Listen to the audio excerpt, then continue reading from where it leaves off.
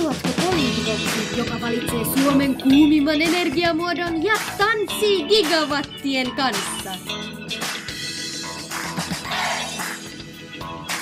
Hyvää iltaa te siellä ruudun ääressä ja tervetuloa seuraamaan kevään energisintä showta. Haluatko poliitikoksi, joka valitsee Suomen kuumimman energiamuodon ja tanssii gigawattien kanssa? Viime jakson kiihkeiden hetkien tuloksena ehdokas C selvisi alkukarsinasta jatkoon ja valitsee nyt Suomen kuumimman energiamuodon. Tämän hohdokkaan arvonimen on saanut itselleen viime vuosina toistuvasti ikisuosikki. Toivotetaan hänet tervetulleeksi Madame Fossiili. Niin, ja koko nimi on Öljysäpet Hillis-Tiina Kaasun tytär Fossiili. Kyllä. Kaikille! Viime vuosikymmeninä tai itse asiassa kokonaisen viime vuosisadan ajan fossiiliset polttoaineet ovat olleet aivan ylivoimaisen tärkeitä energiatuotannossa, mutta kyllä sinä nyt alat käymään jo vähän liian vanhanaikaiseksi. Ei kyllä nyt hävytöntä puhetta. No minulla on kuule useamman tohtorin lausunto siitä, että et ole turvallinen etkä luotettava ja itse asiassa olet vaaraksi ympäristöllesi. Minä protestoin! Me olemme nyt päättäneet valita Suomeen uuden energiamuodon kaukolämmön tuottamiseen. Tämän päätöksen tekee kuntavaaliehdokkaamme ehdokas C, ja te voitte nyt siellä kotikatsomoissa jännittää, että päätyykö hän samaan valintaan kuin minkä itse olisitte valinneet. Tänä vuonna energiamuodot ovat tehneet itsestään myös esittelyvideota. Katsotaan ne. Aurinkolämpö. Niin, kyllä se joskus vähän absurdilta tuntuu, että kun mä kuitenkin tuotan energian käytännössä tälle koko planeetalle, niin sit ihmiset on tosi huolissaan siitä, että riittääkö musta nyt gigawatteja parin kaupungin lämmittämiseen. Vaikka tietty, joskus mun tuppaa noi aamut vähän venymään, varsinkin talviaikaan. Niin ja sitten kun Suomessa on yö, niin mun tietty täytyy olla siellä planeetan toisella puolella järjestämässä näitä energiavajeita kuntoon. Mut ei huolta, nimittäin nykyään olemassa jos jonkinlaista käyttöliittymää, niin kuin nämä lämmön kausivarastointisysteemit, joiden avulla te saatte mun ihanan lämmön talteen siksi aikaa, kun mun pitää olla lämmittämässä jotain Australiaa. Ei hätää, kyllä musta teille megajouleja riittää.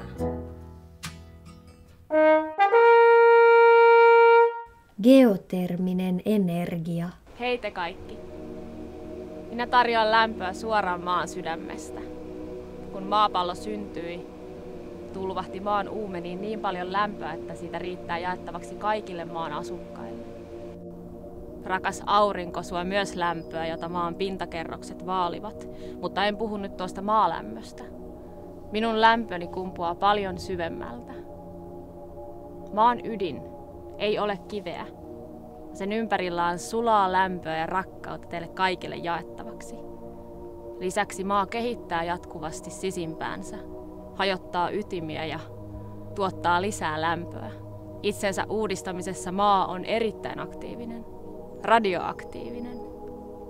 Välillä tämä rajaton lämpöni maanpinnan asukkaita kohtaan suorastaan tulvahtaa pintaan. Välillä taas kanssakäyminen ei ole ihan niin suoraa. Esimerkiksi suomalaisten kohdalla täytyy edetä vaiheittain ja asteittain, jotta ollaan lämmetä tarpeeksi. Keskimäärin noin 7 kilometriä suoraan alaspäin. Mutta kun on kerran päässyt osalliseksi lämmöstä, niin se ei maksa enää mitään. Eikä minulla ole tapana ailahdella sään tai vuodenajan mukaan. Minun lämpööni voit luottaa aina. Seuraava ehdokaspari on Jokeri, joka ei rajoitu pelkästään kaukolämpöön, vaan toimii myös kiinteistökohtaisena lämmön tuottajana. Lämpöpumppu ja poistoilmalämpöpumppu. Me ollaan lämpöpumppu ja poistoilmalämpöpumppu. Me vaikutetaan ehkä aika samanlaisilta, mutta on meissä paljon erojakin, joista voin kertoa teille kohta. Mutta tärkeintä on, että me ollaan tosi tehokkaita. Mä olen siis lämpöpumppu. Me lämpöpumput ollaan todella monipuolisia. Me voidaan tyypistä riippuen ottaa lämpöenergiaa ulkoilmasta, vedestä, maasta, kalliosta, you name it. voidaan lämmittää tiloja ja käyttövettä. Tiloja ja käyttövettä. Tämä tässä on PILP, siis poistoilmalämpöpumppu. PILP. Se osaa ottaa talteen Kiinteistön omaa lämpöä poistoilmasta. ja energian käyttö tehostuu. Nerokasta! Ajatelkaa! Ajatelkaa. Eikä se ole edes kovin kallista. Kerran PILP kävi Vantaalla eräässä osoitteessa vähentämässä kaukolämmön kulutusta yli 70%. Yli 70%. Jotkut pitää sitä juomana, mutta se on fakta. Niin, että pistäkää paremmaksi. Hukkalämpö.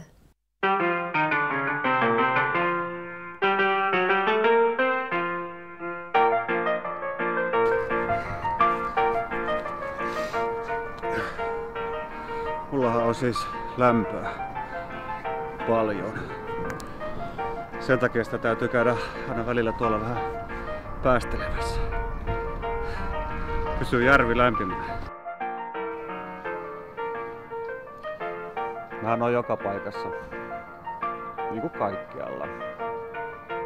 Et silleen liikkuvainen. Tihkun tuolta datakeskuksista, teollisuuslaitoksista, sairaaloista ja no sanotaan nyt suoraan jätevedestä. Mut hei, ottakaa mut mukaan vaan, et mä lähden aina mukaan kun pyydetään. Et onnistuu kyllä. Jos vaan joku joskus pyytäis.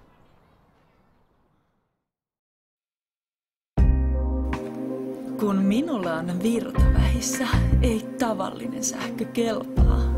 Vain kallein, vaarallisin, vastuuttomin. Ydinlinja. 1-0-0-0-0. Hei, keskeyttäkää se nyt poikki se piuha sieltä jostain, ei tämä kuulu tulla tähän ohjelmaan ollenkaan. Ai miksi ei? No ei, tuommoinen jatkuva rahasyöppö, johon joudutaan tuomaan resursseja rajan takaa ja sitten kukaan ei halua niitä jätteitä kontolleen. Ja sen jälkeen tämä viimeisikään voimala ei tunnu milloinkaan valmistuvan, eikä siitä tunnu löytyvän sopivaa ratkaisua kaupunkien lämmittämiseen ja se on kuitenkin tässä se ihan se tärkein asia, joten sen takia se rajataan tästä nyt pois. Mutta palataan kilpailuun. Olemme nyt nähneet kandidaattiemme esittelyvideot. Nyt on aika toivottaa heidät tervetulleeksi studioon. Eli aurinkolämpö, geoterminen energia, lämpöpumppu sekä hukkalämpö. Nyt voimme jännityksellä jäädä seuraamaan seuraavassa jaksossa, nimittäin selviää, kenet heistä ehdokaseen valitsee.